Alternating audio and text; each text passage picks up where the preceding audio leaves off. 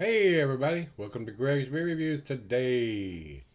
Hey, let's take a walk and go see what's in the fridge today.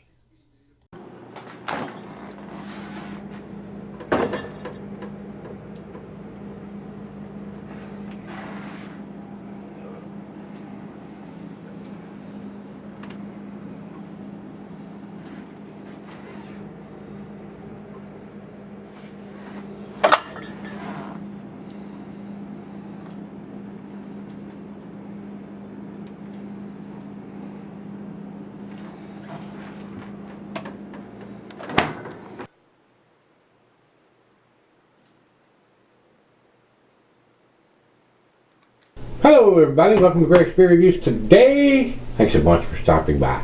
Guys, this is Devil's Backbone Brewing. These guys are in Virginia. I used to be a big fan of them until they sold out to AB InBev.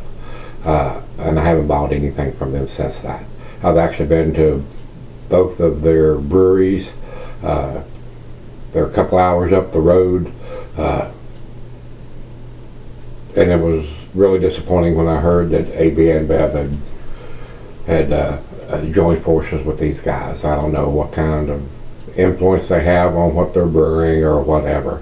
But money talks and bullshit walks, as everybody knows. So sometimes it's a good thing for a brewery to do that. But I'm more into the supporting the independent craft beer breweries, especially when AB InBev is buying up all these breweries as fast as they can, and then they thumb their nose at the craft beer drinkers so they can go themselves, as far as I'm concerned. So I don't support them. I don't buy the beers from the breweries that have sold out. But my selection, since Bell's Two-Hearted Ale is not distributed here anymore, had to find something. Probably won't be replacing it with this, but this was available. And I've had several different versions of their IPAs. This is their 16-point IPA or double IPA. This is a fairly big beer, and it should have some kind of dating on it, especially since AB InBev has got their hands on it. They're saying Lexington, Kentucky. They have one there, and they have a base camp that's right at the bottom of Snowshoe or somewhere, Wintergreen or something. I think it's Wintergreen. They have a base camp, the original brewery, and then they opened one up in Lexington. I've been to both. 9.1% IBUs. They're saying 91. That's a lot of IBUs. Big time bitterness on this beer. But since it was a 9.1%, and I like IPAs or double IPAs in that range, I decided to pick up this and give it a whirl and review it for you guys. That was the main reason I got it, to review it anyway. But like I said, I typically don't support anybody that has sold out. So probably won't be picking up again. I don't give a damn if it's a 10 beer. I don't want to support AB InBev. So don't support the sellouts. But like I said, money talks and bullshit walks. So I can understand why, it's going to increase their distribution. They're going to have more funds to do expansions or whatever. But I'd rather spend my money on the independent guys. It's just me, though. It's just me. So let me jump over to Untappd to see if they have anything else. They have 9.1 and 91 IBUs. Says here, calling all hop lovers out there, this Imperial IPA is for you. It's called 16 point because, well, it's pretty obvious we doubled the hops of our 8-point IPA.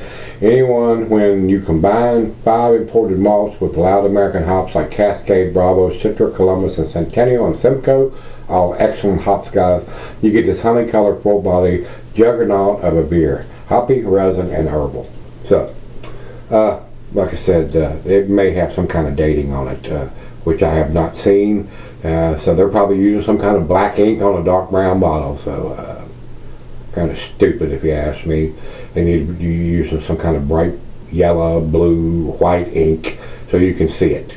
I can't see it now, but we'll look again and see if I can determine when it was put in the bottle when I come back for the final chug. So with that being said, let's get it open and get it into the glass.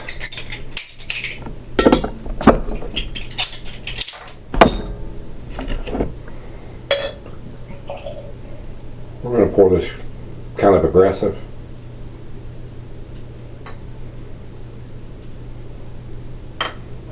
I said no dating is standing out, but it is sweating profusely. So we'll take a closer look when I come back. About a half a finger of head. Slight chill haze on this upper part. I can see like through the thin part down here.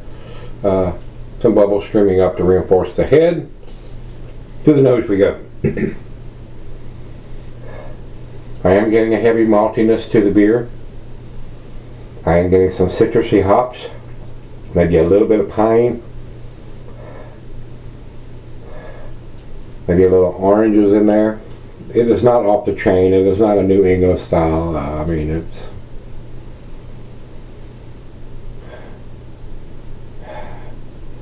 not getting a lot of alcohol either for a 9.1%er.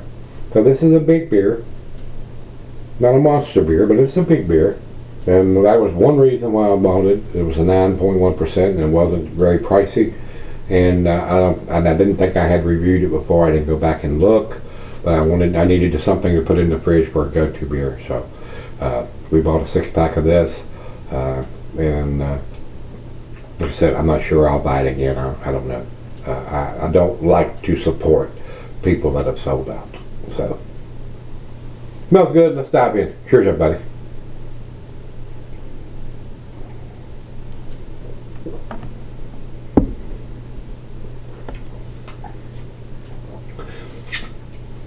To me, it's a little heavy on the maltiness as opposed to the hop presence. There is a little bit of hops in there, but it's not off the chain. The New England style beers have ruined my palate as far as wanting to smell and taste a off the chain hop presence, and it don't. This tastes like an East Coast style to me, guys. The hops are a little more on the subdued side, and it's got a little bit heavier maltiness than I'd like to taste. So it all depends on what you'd like to drink and where your palate is. If you want to taste more maltiness, this may be the one for you, or you just might let your IPA or double IPA sit in the fridge for about 4 or 6 months, and it's going to get more maltier, and the hops are going to fade. So it depends on what you like to drink.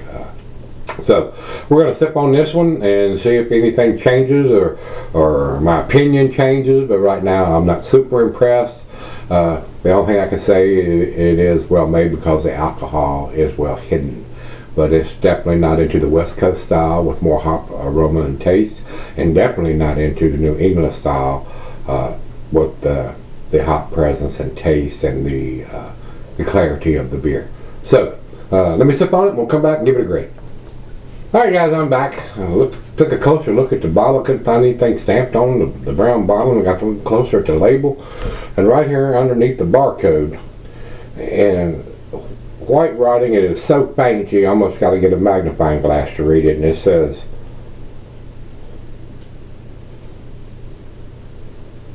I'm still having trouble reading it, guys.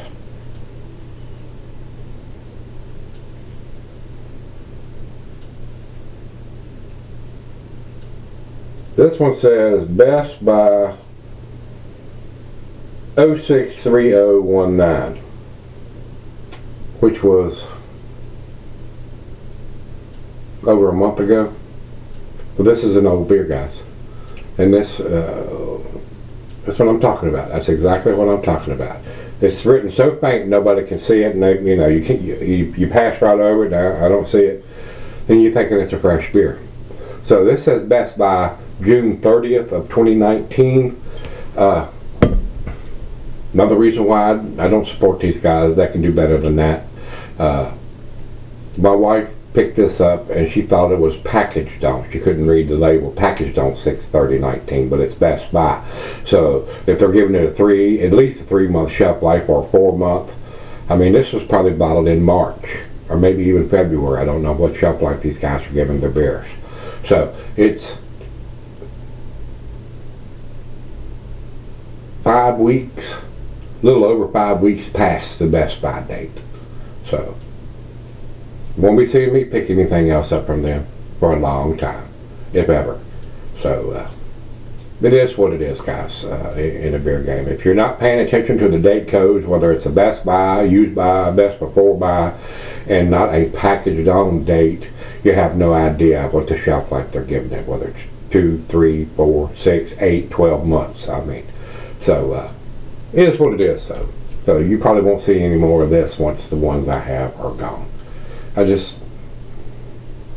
I'm sick and tired of buying beers that's past their shelf life. I mean, there's just no sense in it, because that's probably why it's more maltier now than it probably would have been in March, if that's when it was done, or February.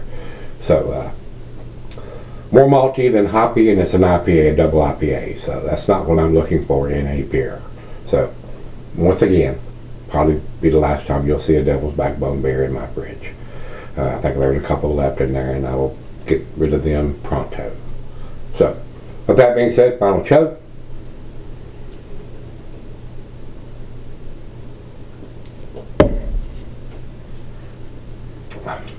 Decent beer. The alcohol's well hidden, but it's more malty than hoppy. So and the date code is so lightly stamped, unless you're really serious about looking at it and maybe get a magnifying glass or whatever to try to decipher what they're saying. Like I said, my wife thought it was a packaged on date of 6/30 and not a Best Buy date of 6/30, or we wouldn't have bought it. We wouldn't have bought it. So I don't buy beers that's that far past their packaged on date, or Best Buy date, if you will. So it's a B beer to me, guys. That's where I'm going to put it. 85. Over to Beer Advocate. They say 88. Maybe fresh. It may be a B plus beer, but that would be even fresh. So that's why they got the B instead of the B plus. Untapped also has a 3.81, which is in their B plus range. I'm not going there, guys. I've bought a bad, or an old beer. I don't want to say a bad beer. I've bought an old beer. I didn't buy it, but she did.